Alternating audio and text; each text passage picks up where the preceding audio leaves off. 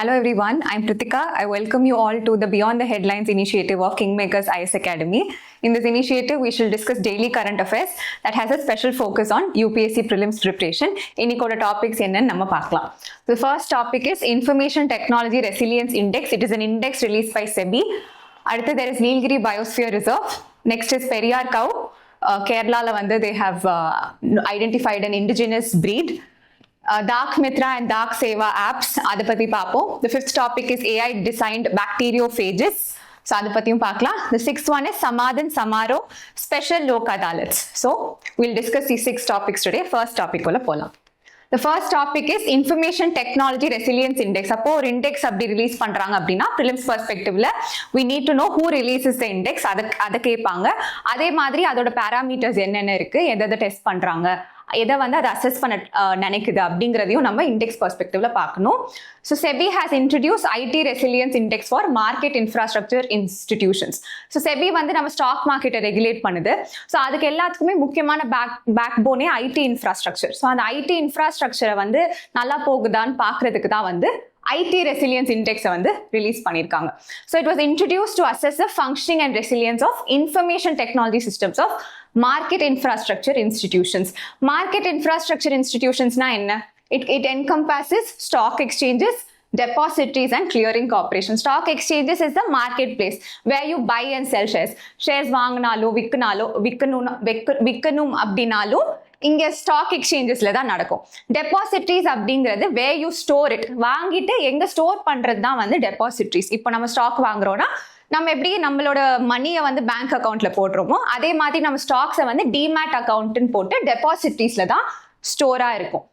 அதே மாதிரி clearing corporations அவங்களோட வேலை என்ன அப்படின்னா நம்ம வாங்குற ஷேர்ஸ் அவங்கள்ட்ட போய் சேருதா, கரெக்டான ஷேர்ஸ் அந்த கரெக்டான பர்சன்ட்ட போகுதா, பையிங் அண்ட் செல்லிங்கை கரெக்டாக செக் பண்ணுறவங்க அப்படிங்கிறது தான் கிளியரிங் கார்பரேஷன்ஸ். ஸோ இது மூணும் கலந்தது தான் market infrastructure institutions. So it is an initiative of Securities and Exchange Board of India. So இதை ஞாபகம் வச்சுக்கோங்க. செபியா ஒரு இண்டெக்ஸ் ரிலீஸ் பண்ணுறாங்கன்னா செபி ரிலீஸ் பண்ணுறாங்களா, ஆர்பிஐ, நித்தி ஆயோக், ஸோ இதில் கன்ஃபியூஸ் பண்ணுவாங்க. So IT resilience index is release by SEBI. It is aimed at strengthening oversight of the resilience of IT systems. So இது எல்லாமே IT systems crash ஆயிடுச்சுன்னா a lot of the things will be affected. அதனால அதோட resilience measure பண்ணுது. So எத்தனை parameters அப்படின்னா a uniform set of 9 parameters. So remember this 9 parameters. அது என்னன்னு பார்க்கலாம். A specific weightage to ensure comparability across MIAs. Parameters என்ன அப்படின்னா availability, security, integrity, governance, reliability and monitoring, business continuity, modularity, flexibility and scalability. So இதை ஒரு வாட்டி read பண்ணிக்கோங்க. Get familiarized with the 9 parameters so that you can eliminate other parameters which are not there. So 9 parametersல இதை measure பண்றாங்க. அதே மாதிரி weightage ஒன்னொன்னுக்கும் differ ஆகும்னு சொல்லியிருக்காங்க. 2 பேராமீட்டருக்கு 20% வெயிட்டேஜ், மற்ற எல்லாத்துக்கும் 10% வெயிட்டேஜ் அப்படிங்கிறதையும் சொல்றாங்க. அவைலபிலிட்டி அண்ட் செக்யூரிட்டி எவ்வளோ அவைலபிலிட்டி எப்படி இருக்கு, செக்யூரிட்டி ஆஃப் ஐடி இன்ஃப்ராஸ்ட்ரக்சர் எப்படி இருக்குன்றத ஹையஸ்ட் வெயிட்டேஜ் ஆஃப் 20% ஈச் அதையும் சொல்லியிருக்காங்க. இது எத்தனை தடவை கால்குலேட் பண்றாங்க அப்படின்னா the index is calculated on a half yearly basis. So 6 months once the index is calculated within 60 days of the end of each year. என்ன பண்ணணும் அப்படின்னா market infrastructure institutions will have to submit a comparative analysis of 2 consecutive half years. போன 6 months எப்படி இருந்தது, அடுத்த 6 months எப்படி இருக்கு அப்படிங்கிறத அவங்க சப்மிட் பண்ணணும் on a rolling basis, on a continuous basis, along with details of corrective actions. இப்போ போன வருஷம் போன 6 monthsல ஏதாவது ஒரு பேராமீட்டர் கம்மியா பெர்ஃபார்ம் பண்ணிருக்குன்னா அதை சரி பண்றதுக்கு என்ன கரெக்டிவ் ஆக்ஷன் எடுத்திருக்கீங்க அப்படிங்கிறதையும் அவங்க சொல்லணும். ஓகே, ஸோ அதே மாதிரி MIAs will also develop an early warning system. நம்ம disaster managementல early warning system பார்ப்போம். பட் இங்கேயும் there is an early warning system to detect any deterioration in ITRI parameters. இந்த 9 parametersல ஏதாவது deteriorate ஆனா அதை early warning system இருந்துச்சு அப்படின்னா we can correct it. ப்ராம்ப்டா நம்ம கரெக்ட் பண்ணி அதை சரி பண்ணிடலாம் அப்படிங்கிறதுக்காக கொண்டு வந்தது தான் IT Resilience Index released by SEBI. So this is in the prelims perspectiveல இப்படி நம்ம பார்த்துக்கலாம். ஸோ PYQ ரெஃபரன்ஸ் என்ன 2026ல எப்படி கேட்டிருக்காங்க பாருங்க. Which one of the following correctly represents the 3 key sub-indices of Financial Inclusion Index? So Financial Inclusion Index யார் release பண்றத கொஸ்டின்லேயே கொடுத்துட்டாங்க. அதுல 3 sub-indices என்ன அப்படின்னு கேட்டிருக்காங்க. அப்போ 9 பேராமீட்டர்ஸையும் பாருங்க, அதோட வெயிட்டேஜ் எந்தெந்த பேராமீட்டர்ஸ்க்கு எவ்வளோ வெயிட்டேஜ் அப்படிங்கிறதையும் பார்த்து வச்சுக்கோங்க. நெக்ஸ்ட் டாபிக் உள்ள போகலாம். நெக்ஸ்ட் டாபிக் வந்து நீல்கிரி பயோஸ்பியர் ரிசர்வ். இது ஏன் நியூஸ்ல இருக்கு அப்படின்னா, researchers have said that climate change வந்து it is destabilizing Western Ghats forest ecosystems. So வந்து அதனால வந்து நீல்கிரி பயோஸ்பியர் ரிசர்வ் இந்த நியூஸ்ல இருக்கு. இன்னைக்கு ப்ரிலிம்ஸ் பர்ஸ்பெக்டிவ்ல நீல்கிரி பயோஸ்பியர் ரிசர்வ்ஸ் பத்தி பார்த்துடலாம். ஸோ பயோஸ்பியர் ரிசர்வ் அப்படின்னா என்னன்னா, it encompasses national park, wildlife sanctuary எல்லாத்தையுமே ஒரு ப்ரொடெக்டட் ஏரியா, நேச்சரையும் கன்சர்வ் பண்ணும், அங்கே சஸ்டைனபிள் ஹியூமன் டெவலப்மெண்ட்டும் இருக்கணும் அப்படின்ற ஐடியால தான் பயோஸ்பியர் ரிசர்வ் கொண்டு வரப்பட்டது. It is declared by countries. So countries வந்து பயோஸ்பியர் ரிசர்வை நோட்டிஃபை பண்ணிடும். அதுக்கப்புறம் it is also recognised under UNESCO's man and biosphere programme. UNESCO's world network of biosphere reserves under man and biosphere ப்ரோக்ராம்லையுமே வந்து it is recognized. So இந்தியால மொத்தம் 18 notified biosphere reserves இருக்கு. நம்ம notify பண்ண biosphere reserves அதுல வந்து 13 are recognized by UNESCO's world network of biosphere reserves. So அந்த 13ஐயும் போய் இன்னைக்கு மேப் பண்ணி பாருங்க, எந்த ஸ்டேட்ல எந்த biosphere reserve இருக்கு அப்படின்றத போய் பார்த்து வச்சுக்கோங்க. மேட்ச்ல வந்து கேட்க வாய்ப்பு இருக்கு. So the main goal is to promote sustainable development through local community involvement and scientific management. சொன்ன மாதிரி 18 biosphere reserves இருக்கு. 13 are officially recognized by UNESCO. So Nilgiri biosphere reserve எங்க லொகேட் ஆயிட்டுனா, நீலகிரி மவுண்டன்ஸ். நீலகிரி மவுண்டன்ஸ் அதோட பேர் வந்து நம்ம குறிஞ்சி மலர் நீல colour once in 12 years bloom ஆகும்ல, அந்த ஃப்ளவர்னால தான் வந்து நீலகிரி மவுண்டன்ஸ்க்கு வந்து நீலகிரி அப்படின்ற பேர் இருக்கு. So Nilgiri biosphere is located in Nilgiri mountains of western Ghats. It encompasses parts of Tamil Nadu, Kerala and Karnataka. So Nilgiri biosphere reserve அப்படிங்கிறது வந்து 3 ஸ்டேட் இன்வால்வ் ஆயிருக்கு, Tamil Nadu, Kerala and Karnataka. It is the first biosphere reserve in India, established in 1986. So, India la first biosphere reserve எது? Nilgiri biosphere reserve. 1986ல வந்து நம்ம notify பண்றோம் first biosphere reserve வந்து Nilgiri biosphere reserve. UNESCO வந்து அது 2000ல வந்து recognize பண்ணுது.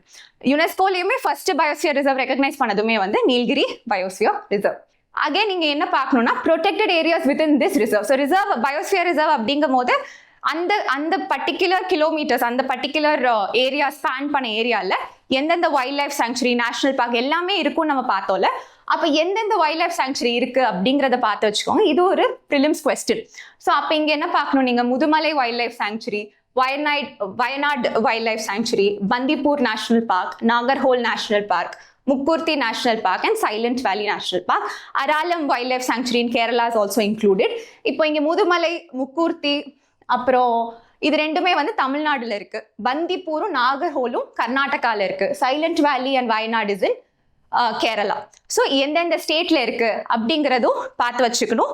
நீலகிரி பயோஸ்பியர் ரிசர்வ்குள்ள இருக்கிற என்னென்ன எதெல்லாம் கவர் ஆகுது அப்படிங்கிறதையும் நம்ம பார்த்து வச்சுக்கணும். ஓகே, ஸோ அடுத்து வந்து இன்னொரு நீலகிரி பயோஸ்பியர் ரிசர்வ்ல வந்து all types of forest ecosystems are there, from evergreen to dry deciduous to shola grasslands to all of that is there in Nilgiri biosphere reserve. It's very very rich in flora and fauna. நிறைய genetic endemic ஆன plants இருக்கு.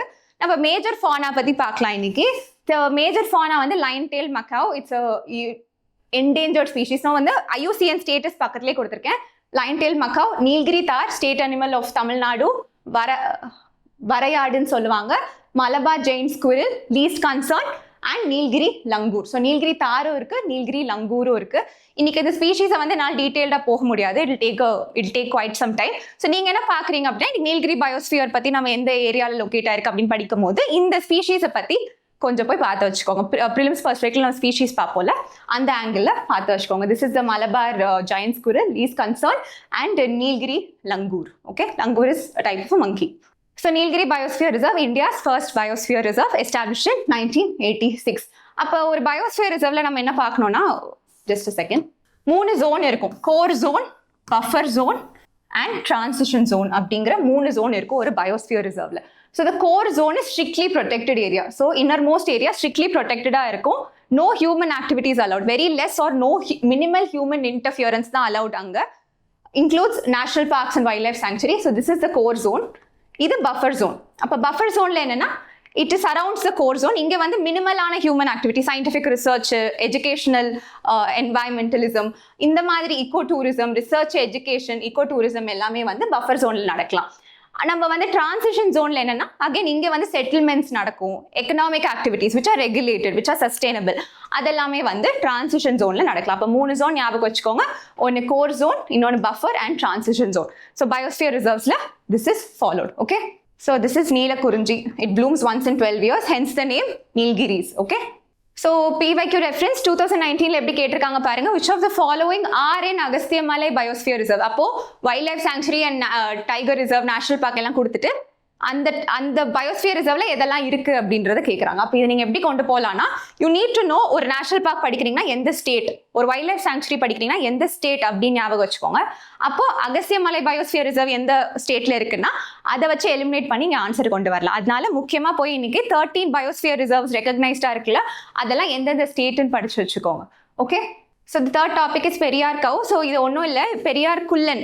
It's a cow in Kerala that gets national recognition as Kerala's second indigenous cattle breed. Okay. So அதை பற்றி பார்க்கலாம்.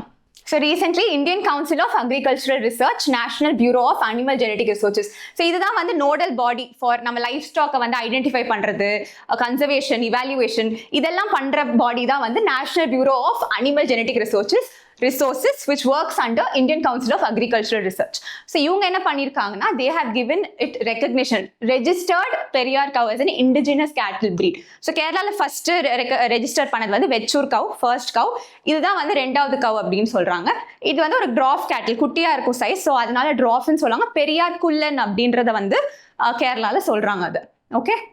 So it is locally known as Periyar Kullan, is only the second native cattle breed to receive national recognition. அப்போ national recognition, so இப்போ வந்து நம்ம பார்க்குறோம் National bureau of animal Genetic Resources வந்து இது ரெஜிஸ்டர் பண்ணிடுறாங்க அப்படின்னா அந்த நேட்டிவ் ப்ரீடை வந்து கன்சர்வ் பண்ணுறதுக்கும் அந்த ஃபார்மர்ஸை ஹெல்ப் பண்ணுறதுக்கும் இது பெனிஃபிட்டாக இருக்கும். ஸோ அதை ரெகக்னைஸ் பண்ணுறதுக்கு மூலயமா we increase the conservation efforts of that animal.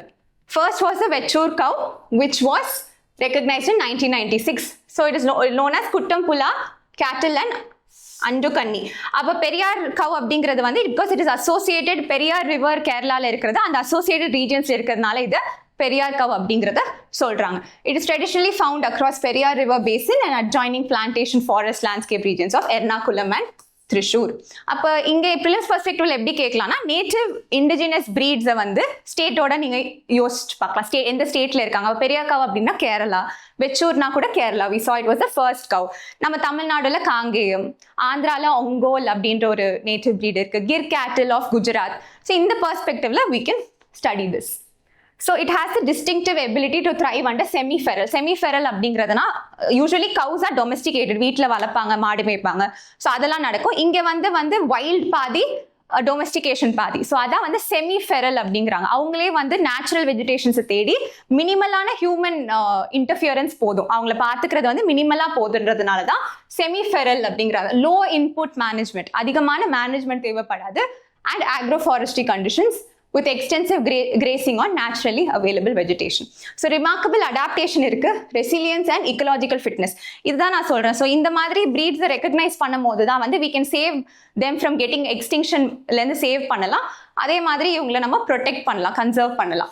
It is a compact, medium-sized animal weighing about 150 to 200 kg. It can have various colors like brown, black or grey, with horizontally placed ears, slightly curved horns and a prominent hump in bulls. It has a small build and ability to survive on natural grazing, making it relatively easy and inexpensive to maintain.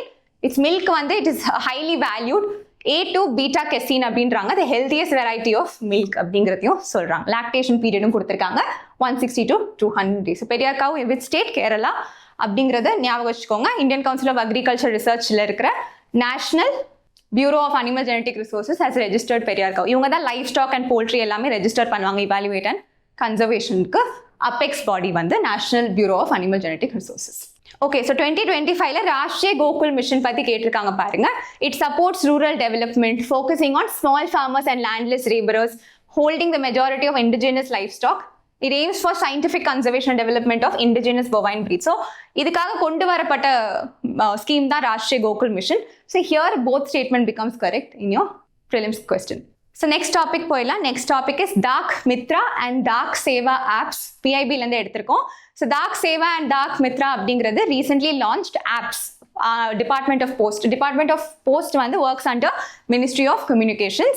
So இது என்ன பண்ணியிருக்காங்கன்னா, they have taken significant step towards modernizing postal services. So இது ரெண்டுமே apps தான். So postal சர்வீசஸை modernise பண்ணணும் அப்படின்னு புது 2 app கொண்டு வந்திருக்காங்க.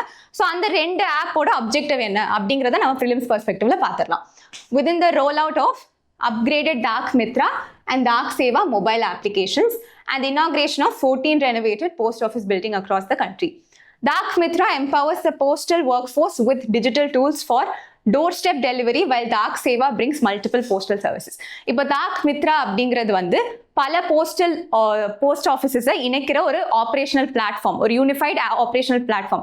அப்போ Dak Mitra அப்படிங்கிறது வந்து போஸ்ட் மாஸ்டர்ஸ்க்கு, எம்ப்ளாயீஸ்க்கு அசோசியேட்டடாக இருக்கிறது தான் Dak Mitra. அவங்களோட ஒர்க்கை வந்து ஈஸியர் ஆக்குறது, நோயோ கஸ்டமரை நேரில் பண்ணாமல் ஆன்லைன்லேயே பண்ணுறது, இன்சூரன்ஸ் சர்வீசஸ் கொடுக்குறது, இந்த மாதிரி பல சர்வீசஸை வந்து ஆன்லைனில் பண்ணுறது தான் வந்து Dak Mitra. Dak Mitra யாருக்கு அப்படின்னா employees, for post masters and people working in the post office. Dak Seva அப்படிங்கிறது நம்மளுக்கு சிட்டிசன்ஸ்க்காக நம்ம போன்ல ஒரு ஆப் மூலியமா ஒரு இப்போ பார்சல் ஒன்று அனுப்புறோம் அப்படின்னா அதை ட்ராக் பண்ணலாம். we can track nearby post offices. So இந்த மாதிரி பல சர்வீசஸ் இருக்கிறது தான் Dak Seva. So this is a major difference between Dak Mitra and Dak Seva. அப்போ Dak Seva என்ன பண்ணுதுன்னா, Dak Seva யாருக்கு, நமக்கு சிட்டிசன்ஸ்க்கு, brings multiple postal services together through a single accessible platform available in 23 Indian languages. அப்போ பாஷினி அப்படின்னு ஒரு AI tool use பண்ணி 23 Indian லாங்குவேஜஸ்ல வந்து we can access this services. அப்போ பாஷினியே ஒரு கொஸ்டினாக கேட்கலாம். Bhashini applicable science and technology application பெர்ஸ்பெக்டிவ்ல கொஸ்டின் வரலாம். அப்போ அதையும் பார்த்து வச்சுக்கோங்க. Bhashini is an language transition AI tool. So யார் டெவலப் பண்ணியிருக்காங்கன்னா, இண்டிஜினஸ்லி நம்ம தான் டெவலப் பண்ணியிருக்கோம் by the centre of excellence in postal technology CEPT under the Advanced Postal Technology Platform as a part of DOP, Department of Post IT 2.0 modernization.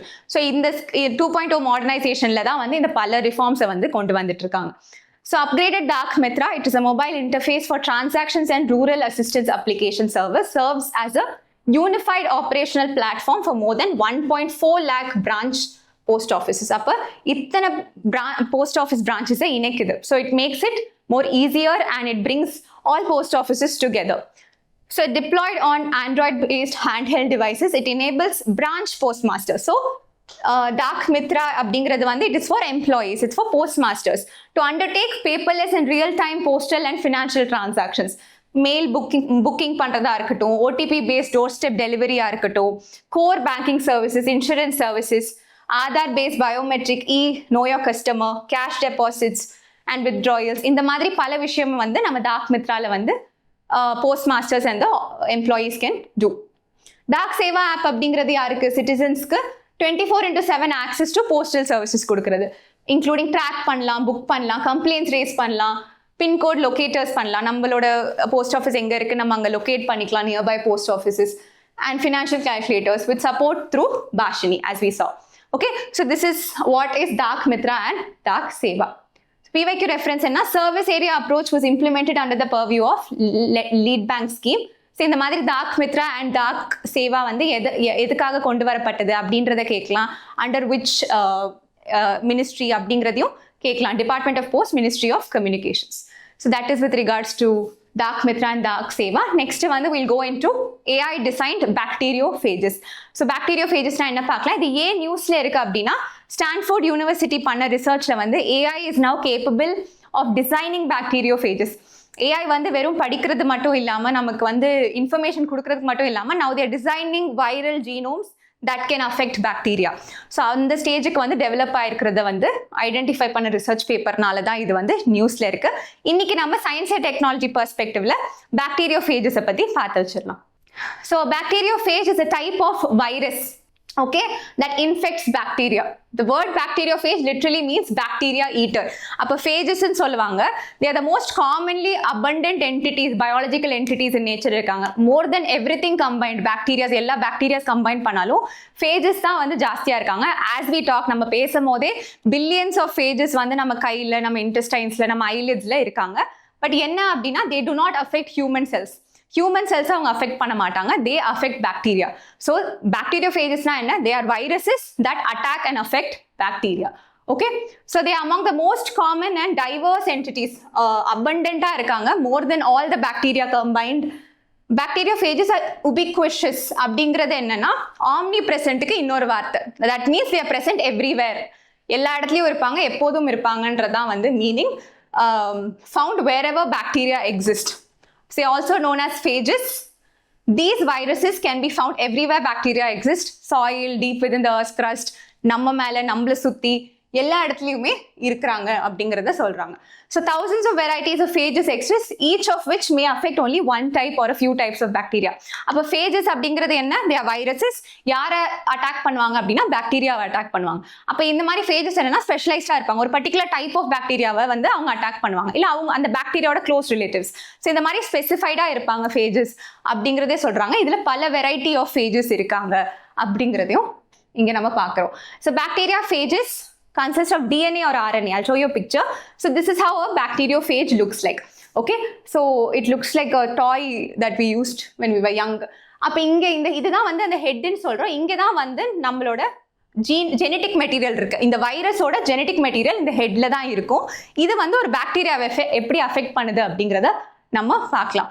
So you have your tail. இதுதான் tail and tail fibers அப்படிங்கறத நம்ம சொல்றோம். இப்போ ஒரு bacteria ஈ coli அப்படிங்கிறத நம்ம எடுத்துக்கலாம். அப்போ ஈ கோலாயை இது எப்படி அட்டாக் பண்ணுது அப்படின்னா பாக்டீரியோஃபேஜ் இது ஒரு வைரஸ்ல. இப்போ இந்த வைரஸ் என்ன பண்ணுன்னா இங்கே போய் அட்டாச் ஆகிக்கும். டெய்ல் ஃபைபர்ஸ்ல போய் அந்த பாக்டீரியாவோட அட்டாச் ஆகி இதோட ஜெனட்டிக் மெட்டீரியலை உள்ள இன்சர்ட் பண்ணிடும்.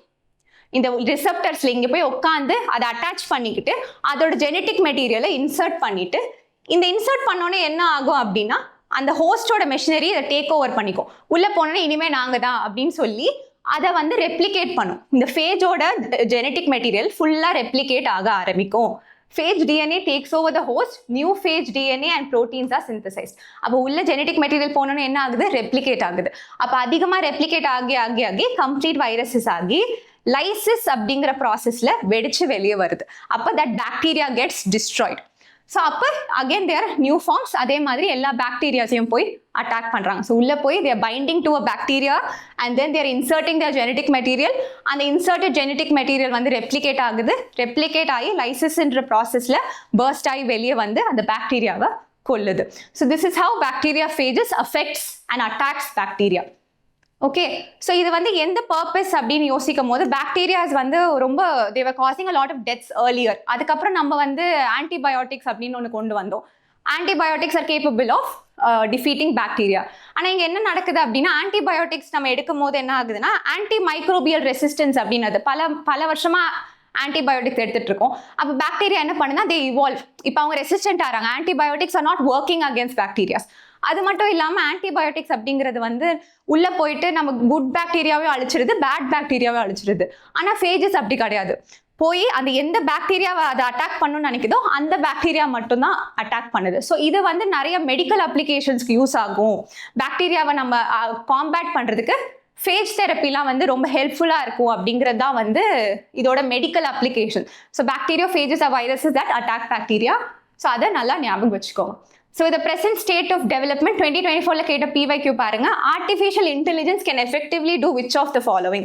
அப்ப இனிமே வந்து can design viral genomes that can function effectively na that becomes a correct statement.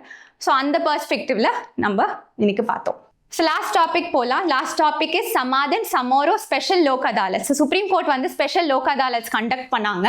Conduct பண்ணி almost so many cases were done with. So அதனால வந்து இன்னைக்கு நம்ம லோக் அதாலத்ஸ் வந்து ப்ரிலிம்ஸ் பெர்ஸ்பெக்டிவ்ல நம்ம பார்த்து வச்சிடலாம். Okay, see almost 1600 cases were resolved.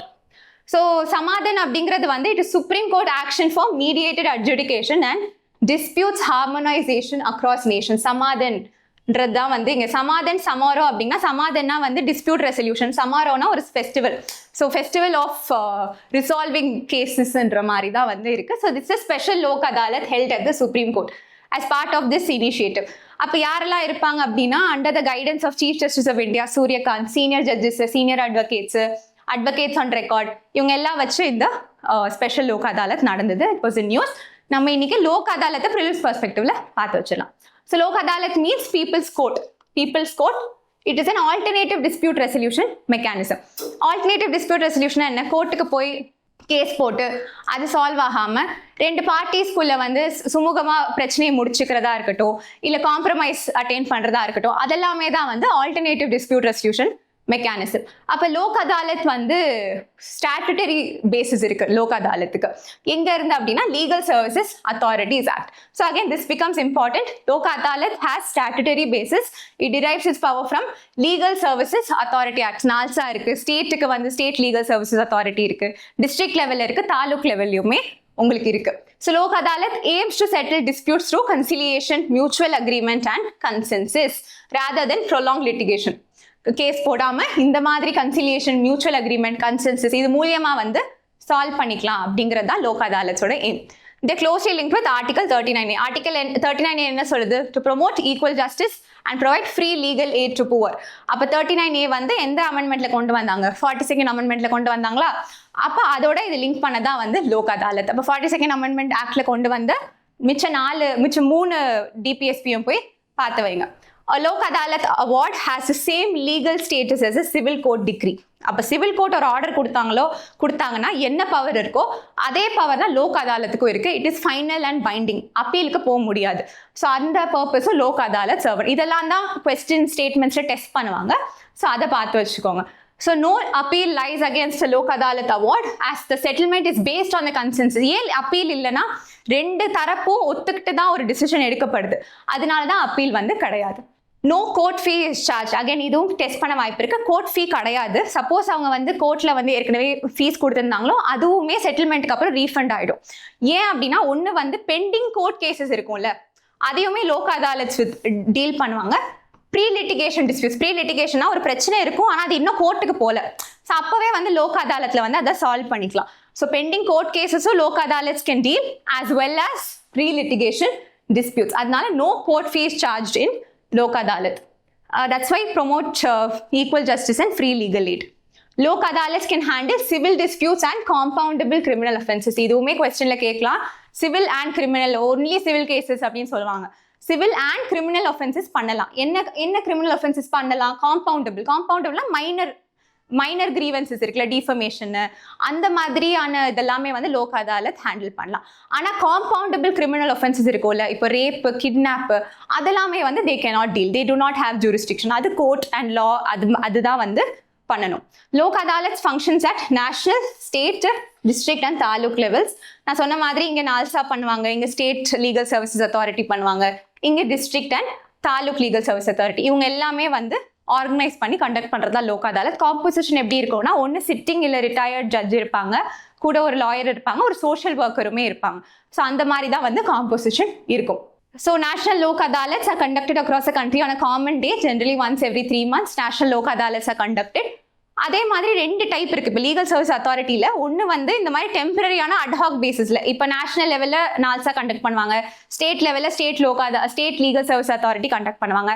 இதை தாண்டி பெர்மனன்ட் லோக் அதாலத்ஸ் இருக்காங்க. They are established under section 22B of the legal services authorities act. அப்போ எதுக்கு பெர்மனன்ட் லோக் அதாலத்ஸ் அப்படின்னா பப்ளிக் யூட்டிலிட்டி சர்வீசஸ்ல இருக்கிற பிரச்சனையை டீல் பண்றதுக்காக கொண்டு வரப்பட்டதான் permanent Lok Adalats. Only pre litigation. So இங்கே வந்து பெண்டிங்கான கோர்ட் கேசஸை வந்து பெர்மனன்ட் லோக் அதாலத்ஸ் ஹேண்டில் பண்ண முடியாது. ப்ரீ லிட்டிகேஷன் இருக்கும்ல, கோர்ட்டுக்கு போகாத சில கேசஸ் இருக்கும்ல, அதை தான் வந்து பெர்மனன்ட் லோக் அதாலத்ஸ் ஹேண்டில் பண்ண முடியும். And they should pertain to public utility services like transport, electricity, water supply, postal services and insurance. இந்த மேட்டர்ஸை டீல் பண்ற விஷயங்கள் தான் வந்து permanent Lok Adalat will handle. அதே மாதிரி இன்னொரு இன்ட்ரெஸ்டிங் ஃபீச்சர் என்னன்னா, இப்போ unlike ordinary Lok அதாலத்ஸ், a permanent Lok அதாலத்ஸ் can decide a dispute on merits if conciliation fails. இப்போ 2 பார்ட்டிஸும் ஒத்துக்கல ஒரு விஷயத்துக்கு அப்படின்னா பெர்மனன்ட் லோக் அதாலத் என்ன பண்ணலாம்னா அவங்க அந்த கேஸோட மெரிட்ஸ் பார்த்து ஒரு ஜட்மெண்ட் கொடுக்கலாம். ஆனால் லோக் அதாலத்ல அதை பண்ண முடியாது. அவங்க என்ன பண்ணலாம் அப்படின்னா 2 பார்ட்டிஸும் அக்ரி பண்ணி ஒரு முடிவு எடுத்தா அதை வந்து அவங்க சால்வ் பண்ணலாம், இல்லைன்னா அந்த கேஸ் வந்து கோர்ட்டுக்கு தான் போகும். ஆனால் பெர்மனன்ட் லோக் அதாலத்தில் எப்படி 2 பேர் ஃபர்ஸ்ட் ட்ரை பண்ணுவாங்க, கன்சிலியேஷன், கன்சென்சஸ் மூலியமா, மியூச்சுவல் அக்ரிமெண்ட் மூலியமா சால்வ் பண்ண ட்ரை பண்ணுவாங்க. அப்படி இல்லைன்னா they can give a judgement.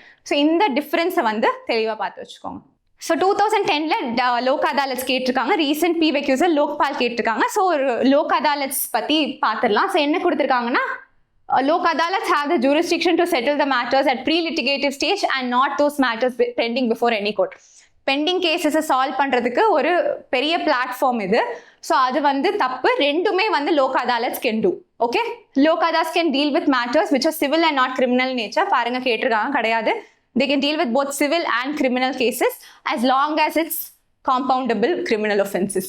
Every lok adalat consists of either serving or retired judicial officers only. Only nu vanditale careful ah iruknom, and not any other person. Illa lawyer and social worker ume irupanga.